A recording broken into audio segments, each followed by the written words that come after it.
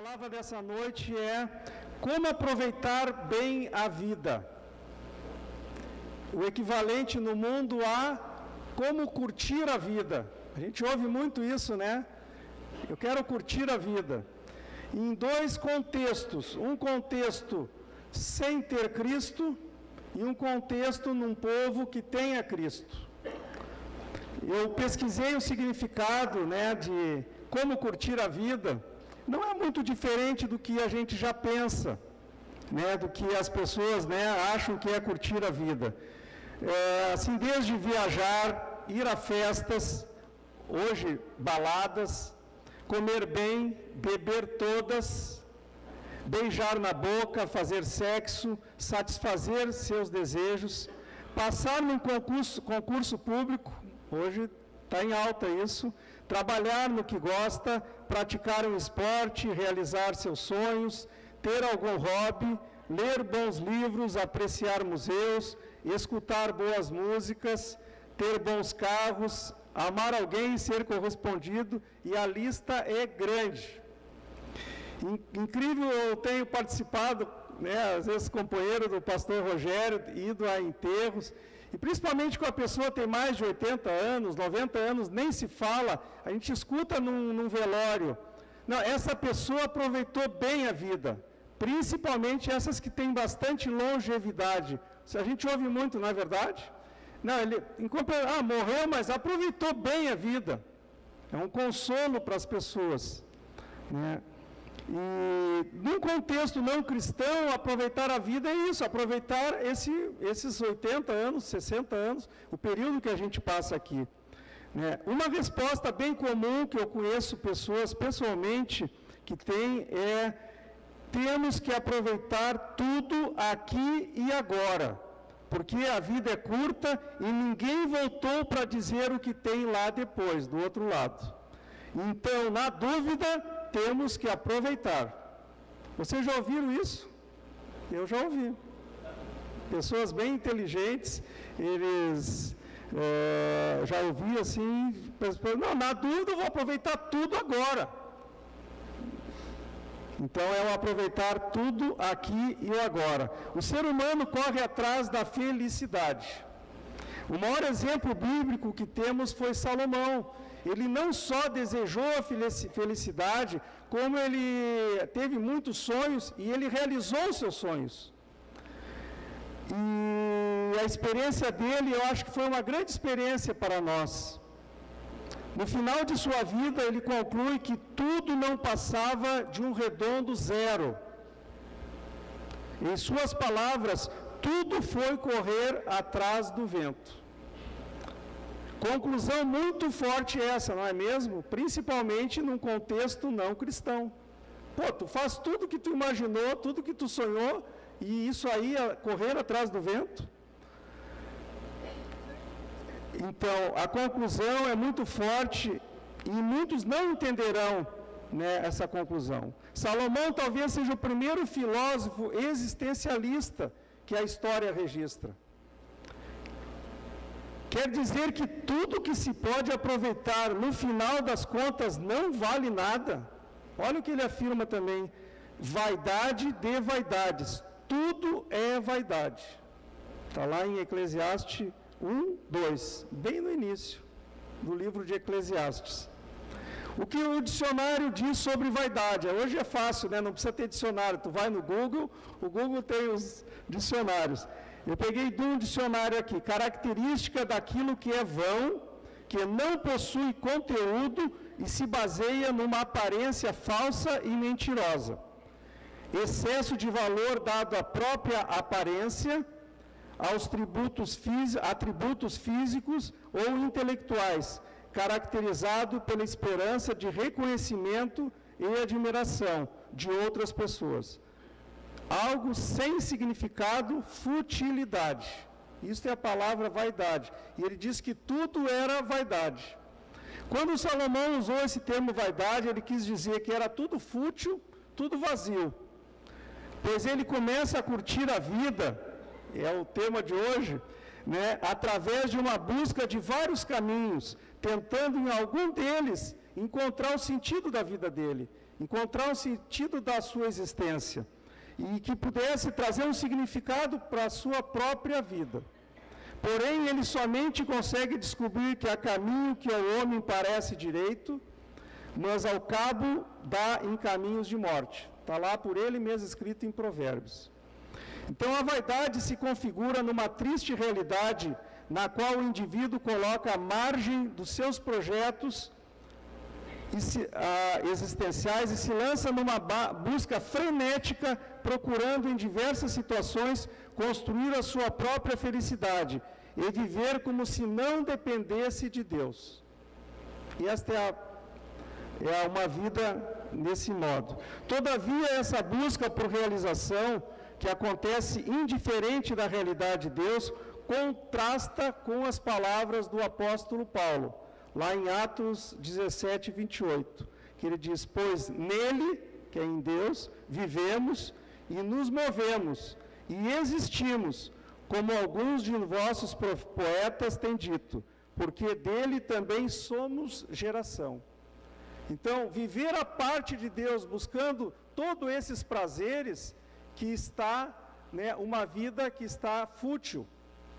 Muito desses prazeres que a gente pode ter, que eu, nessa lista, que acho que é interminável, não, às vezes em si mesmo não tem nada de errado, mas a parte de Deus vira uma vida materialista ou em busca não é só do material, porque a busca de engrandecer o próprio ego não é material, mas é carnal também.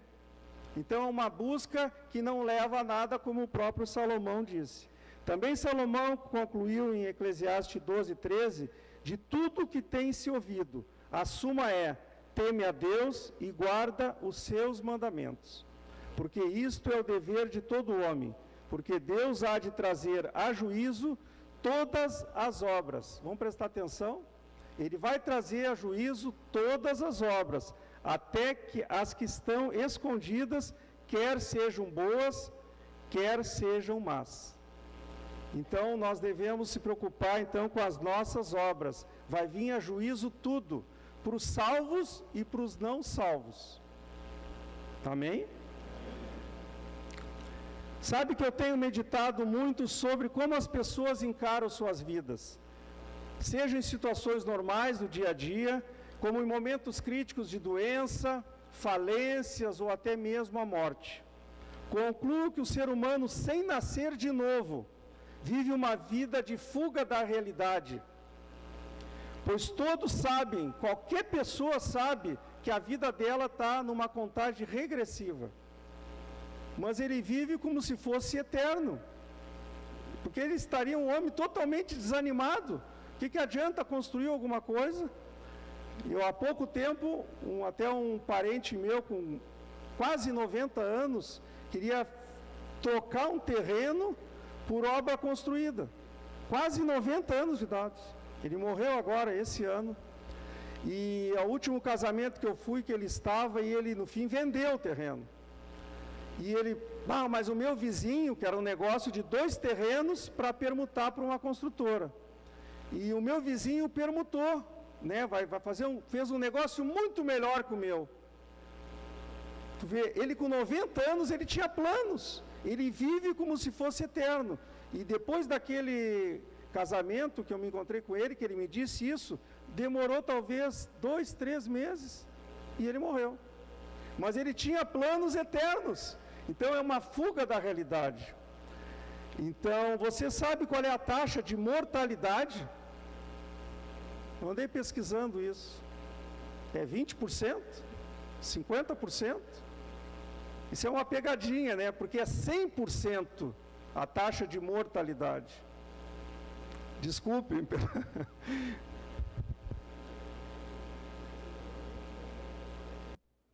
pastor Rogério diz nos velórios lá, todos nós vamos estar um dia aqui nesse lugar. Resumindo, quem busca com prioridade recompensas nas coisas materiais e nas satisfações que este mundo pode dar, vai receber essa recompensa. Que vai. Ele vai se esforçar, o ser humano, quando põe na cabeça, ele consegue. Se o plano é ter um carro, ele vai trabalhar, pode não ter a casa, mas o carro que vai lhe trazer aquela satisfação, ele vai conseguir. E demais coisas.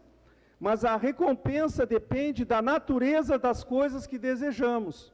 Se buscamos prazeres em coisas carnais, as recompensas serão carnais.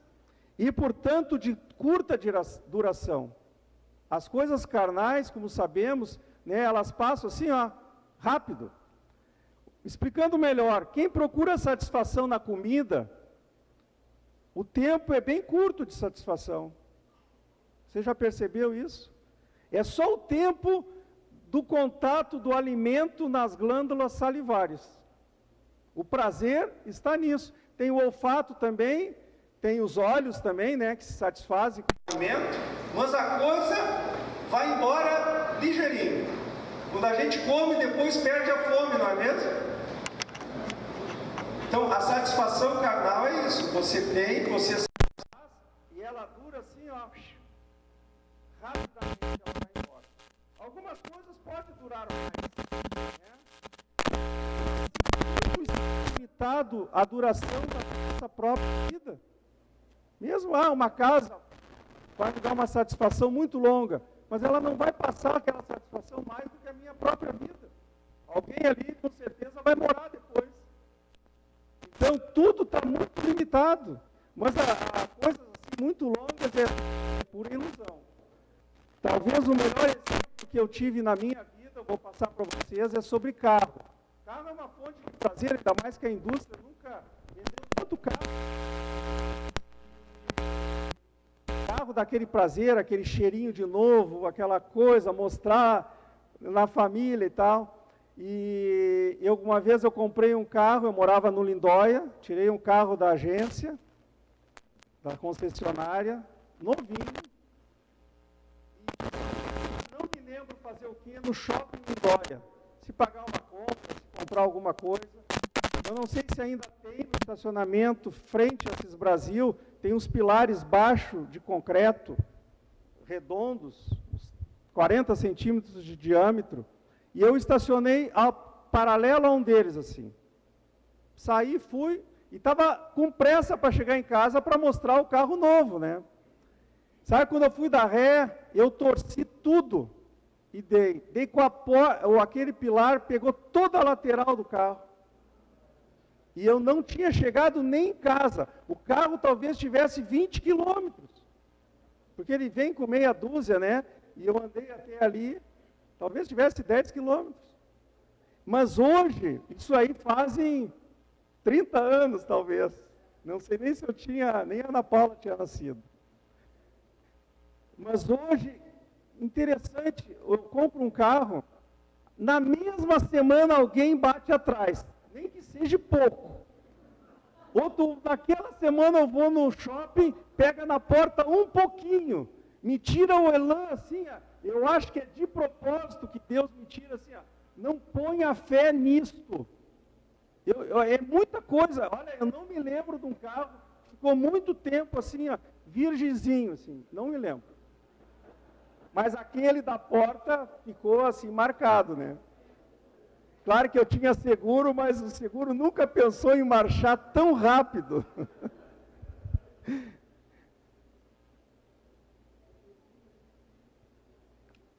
No caso ali foi de muito curta duração, né? Misericórdia. Mas eu acho que eu enxergo hoje como uma bênção. Como uma bênção. Eu não tenho ilusão, até não sei se eu estou certo, eu para lavar o carro demora. Ele tem que, aquele 2, 3 lavagens por ano, não tenho aquela ilusão, aquele prazer, sabe? Eu vejo a utilidade daquele carro. O modelo que eu tenho é porque eu preciso daquela utilidade. Então, a gente fica preso naquela coisa, né, do visual, daquela coisa do sonho, uma coisa que a gente vê que próprio Salomão conseguiu muito mais do que qualquer coisa que a gente imagine hoje. Ele chegou à conclusão que é tudo vaidade. E como agora responder a questão no âmbito cristão? Como devemos aproveitar bem a vida? Até na introdução do pastor Felipe, no Salmo 21, falava ali da salvação, do valor que isso é para nossas vidas, e é o número 1 aqui, não negligenciar tão grande salvação. Quer dizer, ter uma vida que leve em conta, que seja agradecida, essa tão grande salvação, isto é realmente aproveitar bem a vida. Vocês podem dizer amém? Essa para mim é o número 1, é inquestionável. Desde o Velho Testamento, Davi, por revelação, falava de tão grande salvação, né? Ele agradecia a Deus, louvava a Deus pela sua salvação, e até nesse salmo, dizendo que a longevidade era eterna, era uma revelação a Davi. Talvez muitos naquela época não tinham essa revelação, que um homem tem uma durabilidade eterna, a alma do homem é eterna. Então, a vida, como sabemos aqui debaixo do sol, é uma só. Então, não podemos negligenciar essa tão grande salvação que Deus nos preparou. Amós 4:12 diz: prepara-te para te encontrar com teu Deus. Aqui é um preparo nesta vida, não é na outra vida, não é na continuidade da vida espiritual. É nesta vida que Amós está falando, para nós nos prepararmos. Então, como aproveitar bem a vida? Você pode também dizer: eu vou me preparar para me encontrar com meu Deus. Eu não vou rejeitar tão grande salvação. É nessa existência que temos a oportunidade de abrir nosso coração para o Rei dos Reis e a aceitar o seu chamado, crer no seu Filho, aceitar a sua graça, confessar que Ele é o meu Senhor, que Ele é o meu Salvador. Esta é uma grande oportunidade. A gente tem que vibrar quando a gente vê um parente, um amigo, aproveitando a vida dessa maneira. Nós aqui na igreja, nós vibramos, não é verdade? A vida começa a ter sentido quando nascemos de novo, quando nascemos de Deus, nesse novo nascimento através de Jesus Cristo, deixando de ser escravos do pecado, mas agora vasos de honra na mão do Senhor. Amém? Então, sem esse primeiro item, um cristão não tem como aproveitar bem a sua vida. Isso é realmente aproveitar essa chance de viver, né? Essa chance de usufruir das coisas de Deus, de ter essa intimidade com Deus, aproveitar essa intimidade com Deus, para fazer depois o que eu elenco aqui de número 2, viver para Deus, para agradá-lo e realizar obras que têm valor eterno. Realizar obras que têm valor eterno. Agora eu falo de estilo de vida.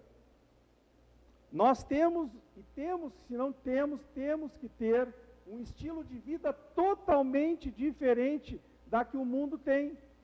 Porque os nossos objetivos são totalmente contrários ao que o mundo tem. Então, na atualidade, a conversa mais comum hoje em dia é o que dá maior retorno. Aonde é que está dando retorno? Não é verdade? Há algum tempo a aposta era na Bolsa de Valores. Um dia foi comprar ouro, antes foi apostar no dólar, agora parece que é investir em imóveis. Já ouviram isso? Procuramos sempre fazer o melhor investimento. Onde é melhor colocar nossos recursos, seja o nosso tempo ou o nosso dinheiro? Afinal, o homem moderno é muito esperto, não quer perder tempo, claro que não. Mas para nós que somos de Cristo, um alvo muito superior, que não podemos esquecer, é contemplar o galardão que Ele tem para cada um de nós. Agora eu falo para os que realmente são espertos, esse esperto entre aspas, né? Aqueles que são espertos são os de Cristo. Eu creio, vocês entenderam o entre aspas, né? Não é a esperteza do mundo. Aqueles que pensam nas coisas lá do alto, em que Cristo está, e que não se satisfazem com as coisas pequenas e passageiras, umas coisas medíocres. Se eu me satisfazer com algo medíocre, eu sou medíocre. Então, esse realmente é o melhor retorno que uma pessoa pode ter. Apostar a sua vida, investir a sua vida em coisas eternas, e não coisas de tão pouca duração. Teve um final de semana que eu fui para a praia, nós estávamos lá em retiro, mas aí um momento só estava eu, a Cristina e a Silvana. E eu peguei, aqui eu tenho net, mas a gente não consegue nem ligar a televisão, pastor. Está tão envolvido. Mas lá eu fui assim, todos os canais, né? O que tem de canal de ensinar a cozinhar com chefes internacionais é impressionante. O que tem de programas. Eu me lembro quando eu era pequeno, assistia televisão, de manhã com a minha mãe. De manhã, no horário ali das 11 ao meio-dia, tinha quase todos os canais ali. Era do horário do almoço, a dona Benta, uma coisa assim, né? Ensinava a cozinhar. Hoje, qualquer hora do dia, em vários canais, é até uma idolatria aquilo ali, né? E aquilo, como eu já disse, qual é o tempo? O tempo daquele contato na boca, do alimento. Mas eu queria então aproveitar que todo mundo abrisse em Hebreus 11, 6.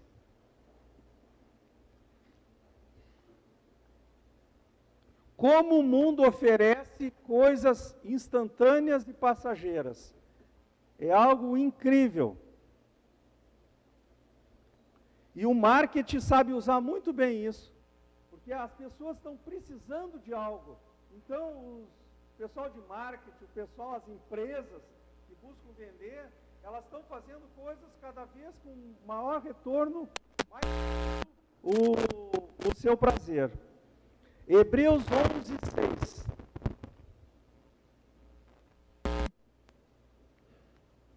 De fato, sem fé, vamos ler todo mundo. De fato, sem fé, é possível agradar o quanto.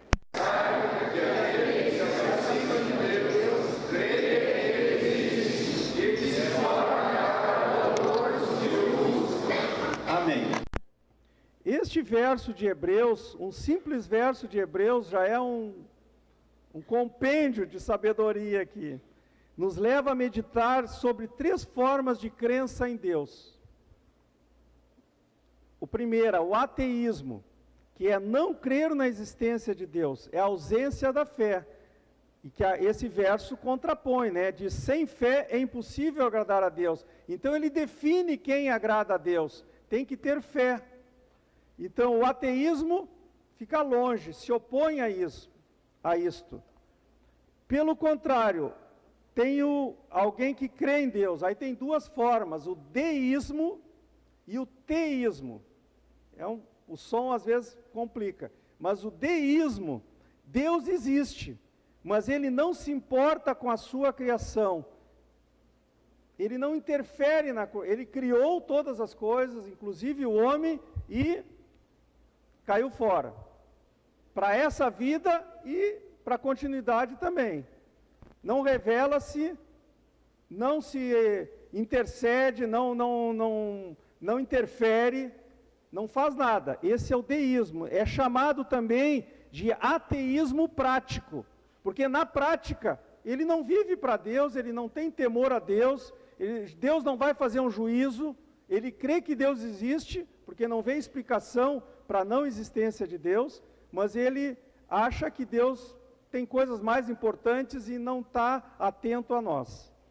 E para terminar, o teísmo, que é o que nós cremos, que crê que Deus existe e que Deus entra em contato íntimo com sua criação, fazendo intervenções, recompensando e punindo ao aplicar suas eternas leis morais.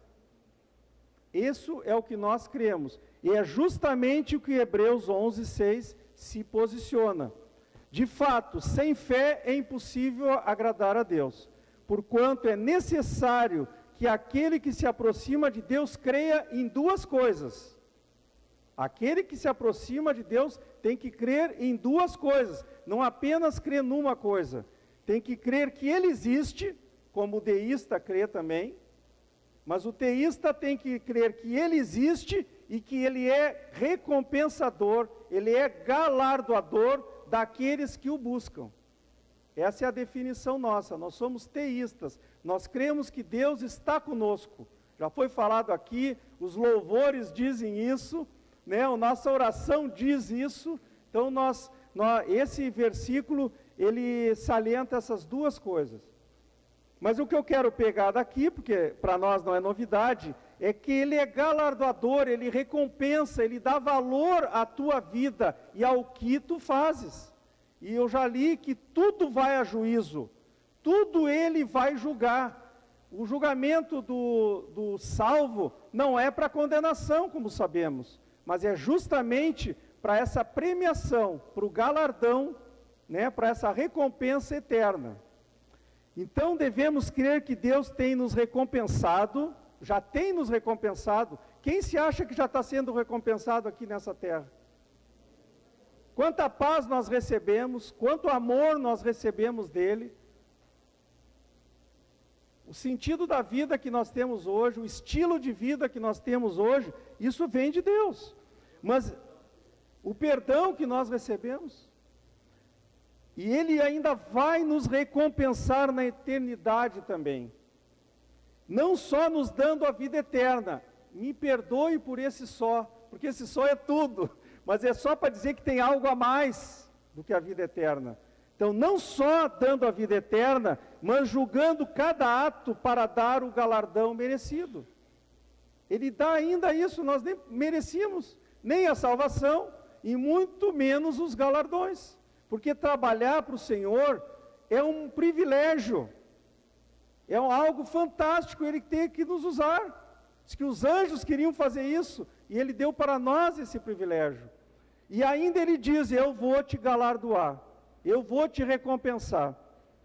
Então eu falo aqui de recompensas espirituais, que ultrapassam essa vida, como estão lá em João 4,13, que o pastor gosta tanto de pregar, da mulher do poço de Jacó, que Jesus afirma, quem beber desta água tornará a ter sede das coisas materiais, daquela lista que nós lemos no início.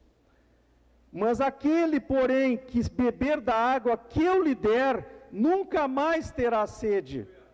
Pelo contrário, a água que eu lhe der, será nele uma fonte a jorrar para a vida eterna. Amém? Vê a diferença? A sede é tão bom quando tu está com sede, uma água gelada, e eu creio que aquela água do poço era bem gelada, né? Pelo menos os poços que eu conheço, as águas são fresquinhas. Para quem está com sede, lá no Israel, devia ser uma bênção aquela água. Mas Jesus diz assim, eu tenho algo incomparável para ti, mulher. Algo que não tem comparação. Que se tu tomar dessa água, tu ainda mais vai precisar, tu vai botar em segundo grau as coisas materiais. Para nós cristãos, nós temos que viver o agora, sabendo a diferença entre recompensas carnais e espirituais. É bem diferente daquela frase que eu quero viver tudo o aqui e o agora. Eu não sei como é que é depois. Nós sabemos como é depois. Deus nos ama de tal maneira, né, que a gente sabe, está nas mãos dele esse futuro, e a gente sabe que é muito bom. Vamos abrir agora em 1 Coríntios 3:11.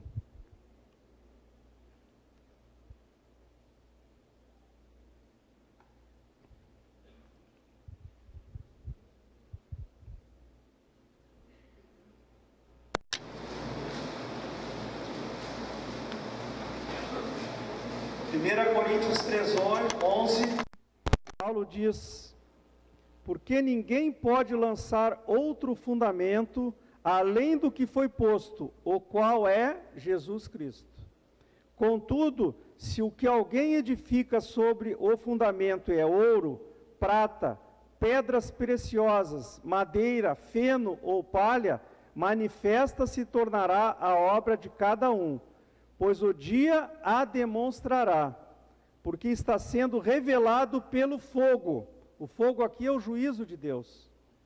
E qual seja a obra de cada um, o próprio fogo, próprio juízo de Deus, o provará.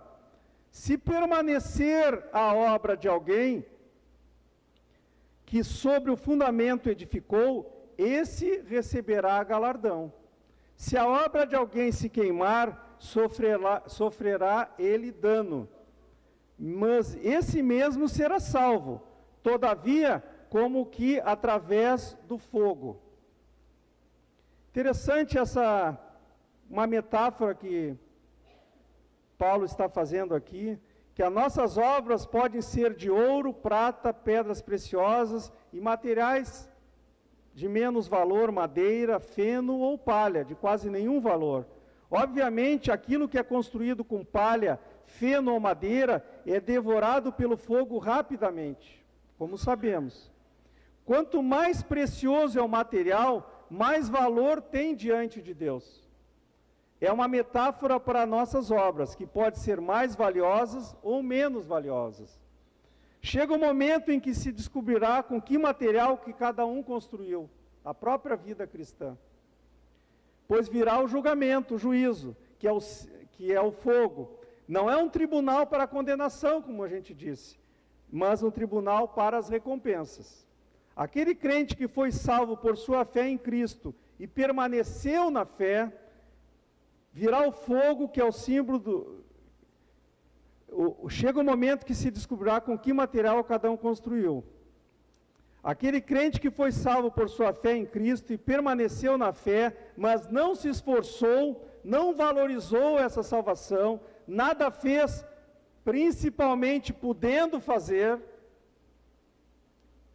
para a obra de Deus, não terá a recompensa ou galardão que ele pretendia. Será salvo como alguém que vê a sua casa destruída, perde tudo na casa, até a casa, o telhado, os eletrodomésticos, mas salva a própria vida. É assim que termina o versículo 15. Né? Se a obra de alguém se queimar, sofrerá ele dano, mas esse mesmo será salvo, todavia, como que através do fogo. Esse fogo, eu creio ali que não é o juízo, esse fogo é um incêndio. A pessoa saiu do incêndio com vida, já está bom. Mas em compensação perdeu tudo, né? Perdeu outras coisas. Né? Então aqui estava dizendo, ele será salvo como alguém que vê a sua casa destruída e só o corpo dele salvo. Que claro, para um cristão, ter a vida eterna, cá entre nós, é muito bom. Mas Deus promete coisas maiores. O caráter desse tribunal é galardoador, porém sua base são as nossas obras ou serviços prestados para Deus aqui nesta terra. Também Deus vai analisar no que nos importamos e o quanto investimos no seu reino. Porque onde está o nosso tesouro, aí estará o nosso coração. Não é mesmo? Onde é que nós botamos o nosso tempo, o nosso dinheiro? Se nós não nos importamos com as coisas de Deus, nós não vamos, a nossa vida vai ser um retrato daquilo ali, vai ser um raio-x daquilo ali. A pessoa que se preocupa com as coisas de Deus, está unido com Deus, está dizendo assim, eu sou grato porque tu me salvou, mas eu amo as pessoas que tu ama, né? Essas aí vão receber o galardão. E a vida dela vai ser um estilo totalmente diferente. Falando em galardão, qual é a diferença do galardão e da graça? A graça, o galardão vem de Deus e a graça vem de Deus. Mas tem diferença, obviamente, a distinção, né, é bem clara nas Escrituras. A graça é imerecida. É um favor imerecido, é um presente que Deus nos dá. Ele diz que Ele nos amou primeiro, ainda quando nós éramos pecadores. Então a graça é recebida mediante a fé, sem obras para que ninguém se glorie. O galardão depende das obras do cristão, do crente. O galardão depende das obras. A graça depende totalmente de Deus. O galardão olha para a fidelidade do cristão. A graça olha para a fidelidade de Deus. O galardão reconhece o mais simples serviço. A graça ignora o melhor serviço. O que nós podemos fazer para remerecer a vida eterna? Nada. A graça ignora tudo isso. Como que nós vamos poder pagar um presente? Não tem como. Temos uma tendência de não dar o devido valor ao galardão que Deus promete dar. Talvez porque somos muito materialistas. Queremos ver, queremos pegar nas recompensas aqui, até terrenas. Os galardões são bens espirituais reservados para o futuro, numa outra dimensão de vida, e não sabemos bem como serão. Eu tive meditando, eu acho que foi Deus, desculpe a minha frase, Deus foi muito sábio, é uma redundância, mas se fosse, já pensou, dar uma escala, a gente estaria ali numa maquininha de calcular? Não, eu confio na fidelidade de Deus. Eu não fico, acho que não conheci ninguém até agora na minha vida cristã que fique computando ou fazendo alguma coisa porque vai receber o galardão. O pastor vai no hospital orar, sai de casa, não, eu tenho que ir porque eu tenho que receber o meu galardão. Não, porque quem ama o que faz e ama o próprio autor da vida, eu vejo isso no mais simples funcionário que ama o que faz. Será que ele, quando está trabalhando ali, passou uma hora de serviço, ele diz, ganhei X reais?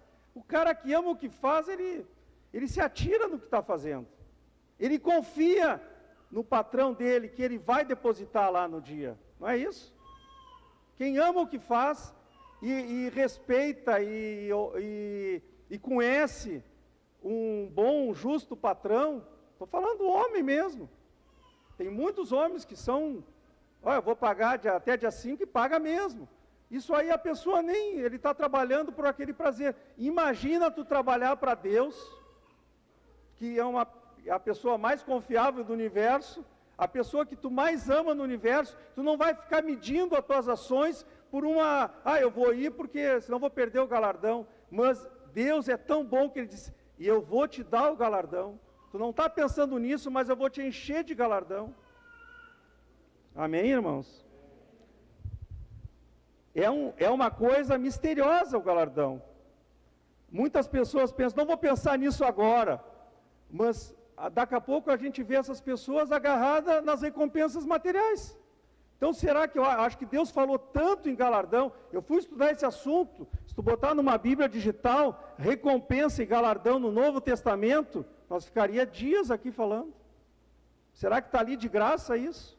É um incentivo para nós, é dizer, eu sou justo, eu sou bom, eu sou fiel.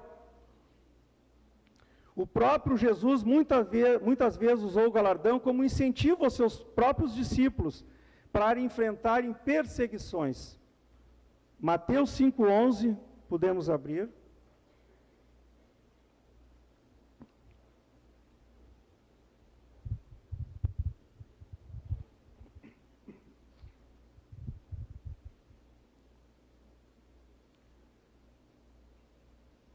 Isso é no Sermão da Montanha. Bem-aventurados sois quando, por minha causa, vos injuriarem e vos perseguirem, e mentindo disserem todo mal contra vós. Regozijai-vos e exultai, porque é grande o vosso galardão nos céus, pois assim perseguiram aos profetas que viveram antes de vós. Jesus usa o galardão aqui para incentivar, olha, os outros podem estar contra ti, os outros podem te rejeitar, pode te bater, pode mentir em coisa contra ti, mas eu te amo tanto que, tu sofrendo por mim, ainda tu vai receber recompensas que aqui tu não tem nem condições de compreender. É coisas espirituais tremendas que Jesus estava dizendo aqui para os discípulos. E eles, pelo jeito, entenderam muito bem, porque eles sofreram perseguição, mesmo depois da morte de Jesus, praticamente todos foram mortos, foram muito perseguidos, a igreja primitiva foi muito perseguida, e eles estavam ali, firmes, e é o que nós temos que estar aqui, firmes. Quem nunca foi perseguido aqui? Tem alguém?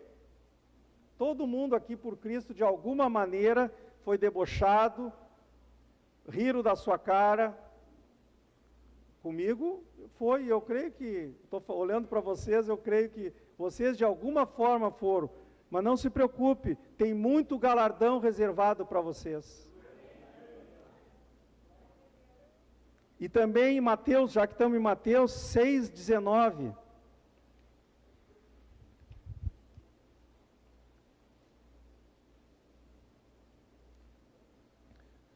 Não acumuleis para vós outros tesouros sobre a terra, onde a traça e a ferrugem corroem, e onde ladrões escavam e roubam.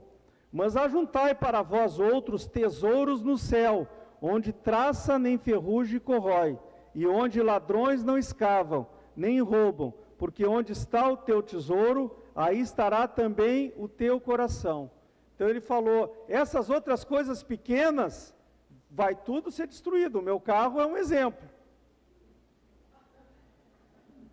Todo dia ele está sendo, todas as nossas coisas estão sendo destruídas. A nossa casa está sendo destruída. Não, se não é numa coisa, é na outra. É o telhado, uma coisa ali, é um cupim ali, é uma coisinha lá. As coisas estão degradando. É a segunda lei da termodinâmica. Tudo vai do organizado para o desorganizado. Então, tem um segredo que, para quem deseja se libertar das coisas daqui, é exatamente olhar para os galardões. Moisés fez exatamente isso, gente, irmãos. Hebreus 11, 24 a 26. Olha, a fé de Moisés. Olha como é que Moisés resistiu a tanta oferta de recompensas carnais. Como Moisés resistiu a tantas ofertas de recompensas carnais. Hebreus 11, 24. Pela fé, Moisés, quando já homem feito, recusou ser chamado filho da filha de Faraó, preferindo ser maltratado junto com o povo de Deus, a usufruir prazeres transitórios do pecado. Porquanto considerou o opróbrio de Cristo por maiores riquezas do que os tesouros do Egito, porque, vamos ler junto? Porque contemplava o galardão. Moisés contemplava coisas espirituais muito maiores, vitórias espirituais que não tinham preço, gozos espirituais que não tinham comparação às riquezas da casa do faraó. Ele tinha tudo, ele largou tudo por maiores riquezas. Amém? E por isso que Jesus, já agora no Novo Testamento, ele também já entra. Moisés, lá no início, né, da Bíblia, já fala isso. E Jesus vem com a mesma palavra, um incentivo. Olhe para os galardões. Então, temos esse compromisso, fugir dessas coisas carnais, olhando para os prêmios espirituais. Um que está acima de qualquer coisa é a própria salvação, senão tu não pode olhar para recompensa nenhuma se não tiver salvo. Aí, sinto muito, isso é para o povo salvo, aquele que já entregou a vida para Jesus. Amém? O que será recompensado com galardões? Alguém pode perguntar. O que é um galardão? Não sabe bem como é que funciona lá, né? Deus não explicou na sabedoria dele. Mas que coisas Deus valoriza para nos dar esse prêmio? Vamos chamar assim um prêmio extra, né? As coisas materiais que nós podemos conseguir aqui, tudo já está sendo destruído. Todo mundo concorda? O que a gente pode investir que não tem limite de tempo? O que você pode fazer nesta vida que não tem um limite determinado de tempo? Não vai durar 20 anos, ou 100 anos, ou 200 anos. O que ultrapassa isso? Almas para Jesus. Levar almas para Jesus, ganhar almas para Jesus, porque as pessoas são as únicas coisas que não têm limite. O pastor Felipe leu que a longevidade, Davi, né, escreveu a longevidade para todas o sempre.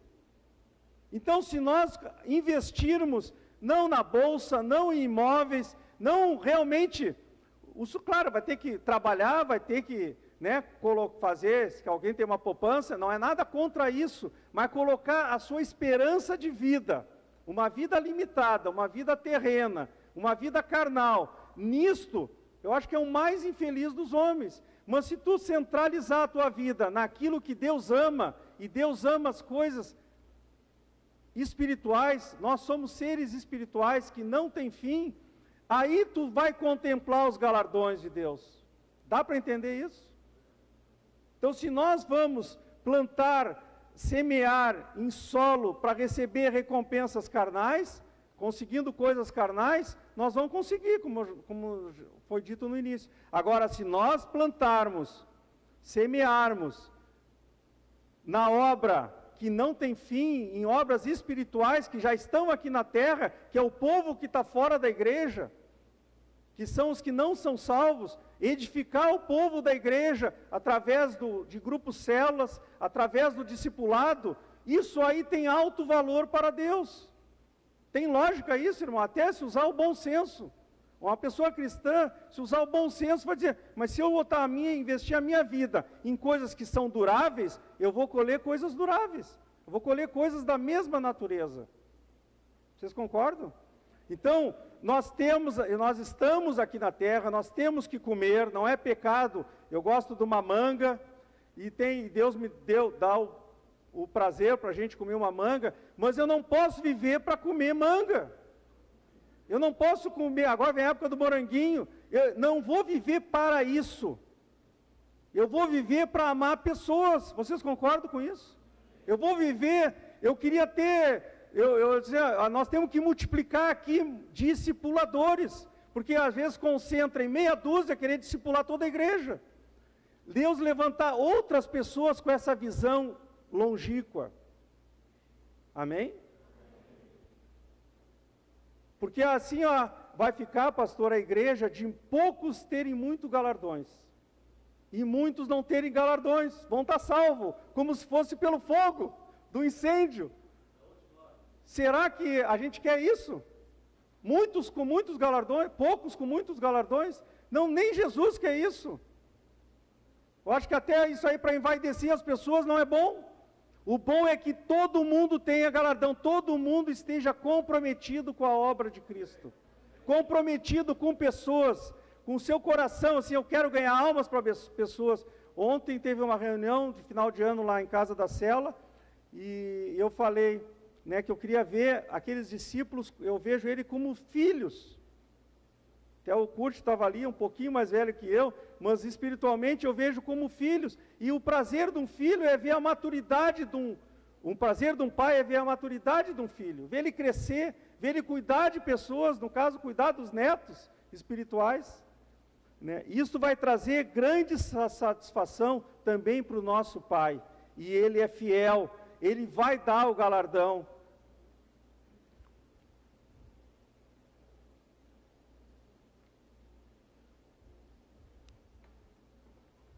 Fiquei curioso também. Alguns tipos de trabalhos, então, detalhando. Confiar em Deus, especialmente em meio a tribulações. Deus diz lá, não vou ler em Hebreus, né, que a gente teria galardões. Confiar em Deus sendo injuriado, a gente já leu aqui. Isso Deus valoriza e vai nos dar galardões. Ajudar um discípulo de Cristo nas necessidades mais básicas. Mateus, não precisa abrir, 10:42, diz, e quem dera beber, ainda que seja um copo de água fria, a um destes pequenininhos, por este ser meu discípulo, em verdade vos digo, que de modo algum perderá o seu galardão. Ainda diz que tem a honra do profeta, né? O galardão do profeta, se receber bem o profeta. Amar os inimigos e emprestar sem esperar pagamento, lá em Lucas 6, diz que vai receber o galardão. Anunciar o evangelho de livre vontade, 1 Coríntios 9, Paulo, se anuncio o evangelho, não tenho do que me gloriar, pois sobre mim pesa essa obrigação, porque ai de mim se não pregar o evangelho. Se o faço de livre vontade, tenho galardão. Olha a visão de Paulo, se eu faço de livre vontade, tenho galardão. Eu acho que aqui ninguém deve fazer nada de vontade forçada, porque até Deus vai ficar dizendo assim, acho que nem está fazendo para mim, talvez fazendo para o discipulador, para o pastor. Paulo disse, faço de de livre vontade tem o galardão. Amém? Até as ofertas, né? Deus ama quem dá com alegria. Ontem eu estava falando com outro irmão, dizendo, irmão, a melhor coisa que tem é dar com alegria para o Senhor. Um dos momentos principais meu aqui na igreja, e eu sei que é de muitos aqui, eu creio que é de muitos, e eu sei que, não conversei talvez isso com ninguém, mas eu sinto que é de muitos, é no dia da ceia, no momento das ofertas, que é formada uma fila dupla, um vai, outro vem, a alegria dos irmãos, vocês não sentem isso? Vindo com o envelope na mão, aquilo me enche de júbilo, vendo aquela alegria de dar. Me lembro daquela expressão, Deus ama quem dá com alegria, de boa vontade. Amém? Obedecer ao chamado da grande comissão, isso também é um modo digno de receber o galardão, né?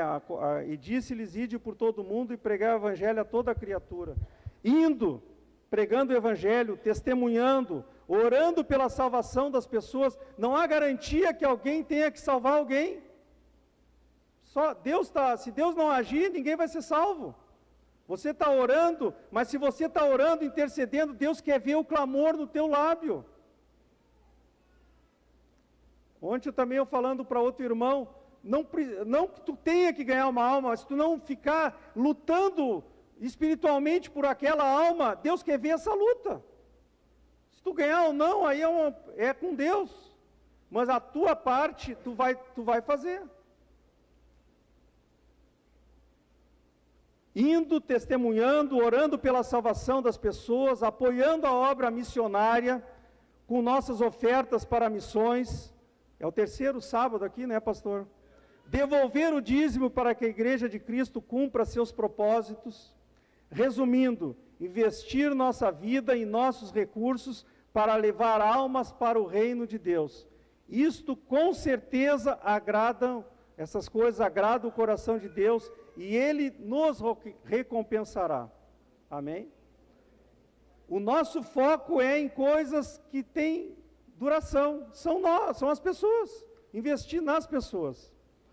Deus vai sondar a motivação das nossas obras, se as boas obras vão passar pelo juízo e vão receber o galardão ou não. Deus vai sondar as nossas motivações para fazer essa obra, evidente. O Senhor vai recompensar principalmente o motivo que nos levou a fazer algo para Ele. Não são apenas as boas obras que contam, mas também o motivo que nos levou a praticá-las. Em 1 Coríntios 4:5 diz, portanto, nada julgueis antes do tempo, até que venha o Senhor, o qual não somente trará à plena luz as coisas ocultas das trevas, mas também manifestará os desígnios dos corações. E então, cada um receberá o seu louvor da parte de Deus. Deus vai sondar os desígnios dos corações. Jesus, em Mateus 6,5, ele disse quando orardes, não sereis como os hipócritas, porque gostam de orar em pé nas sinagogas e nos cantos das praças, para serem vistos dos homens. E em verdade vos digo que eles já receberam a recompensa. Eles queriam o louvor dos homens, eles já receberam, não precisam do louvor de Deus na vida deles.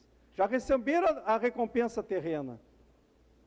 Então, Deus está muito interessado de como nós vamos fazer a obra dEle.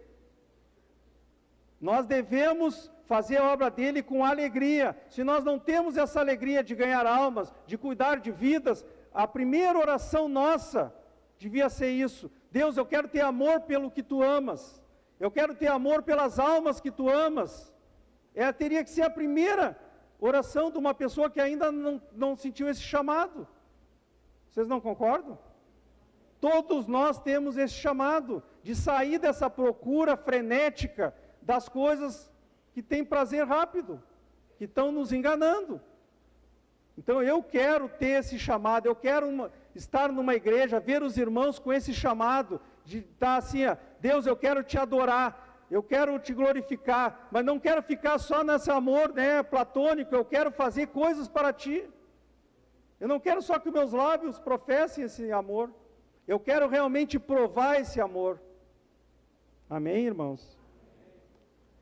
Assim que as promessas do galardão eterno possam inspirar a cada um de nós essa noite, para realizar maiores obras para Deus, pode inspirar cada um de ter um coração agradecido a Deus, para poder participar dessa obra.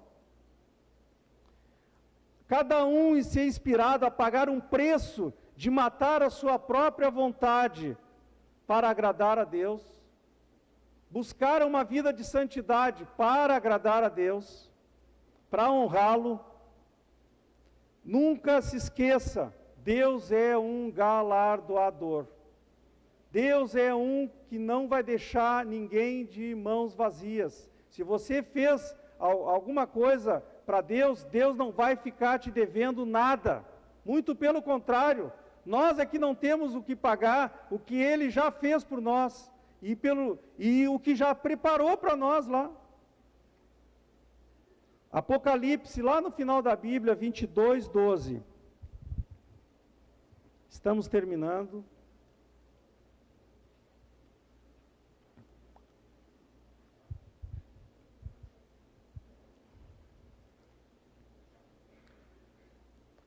Apocalipse 22, 12. E eis que venho sem demora, e comigo está o galardão, que tenho para retribuir a cada um segundo as suas obras. Resume tudo que foi falado aqui. Amém? Nenhum discípulo sábio há de negligenciar tão grande volume de textos bíblicos, ou lançar fora tão grande incentivo para a santidade, que é essas palavras dos galardões e das recompensas. Nossa descoberta dessa verdade lá no tribunal de Cristo será tarde demais. A hora de trabalhar é agora. Nós temos uma música no terceiro domingo aqui, que diz que um dia vai chegar a noite, onde não podemos trabalhar. A noite é quando terminou essa vida. Nós temos que aproveitar agora. Prezados irmãos, medite nessas palavras com oração diante de Deus. Aonde é que está o teu coração? Cada um examine-se a si mesmo, como Paulo disse. Eu não venho aqui condenar ninguém, não venho aqui julgar nenhuma obra, o que você tem gasto o seu dinheiro, onde é que você tem gasto o seu tempo, mas cada um examine-se a si mesmo, e veja em que solo está lançando sementes, para colher recompensas aqui, ou recolher recompensas eternas. Um dia a colheita surgirá, ela ou será linda e florida, ou murcha e seca. Por isso devemos semear no espírito e não na carne. Dá para saber agora a diferença direitinho o que é semear no espírito ou semear na carne? Apostar a nossa vida em coisas carnais, vai ter a sua recompensa. E ó, ligeirinho vai embora. Conclusão, como aproveitar bem a vida?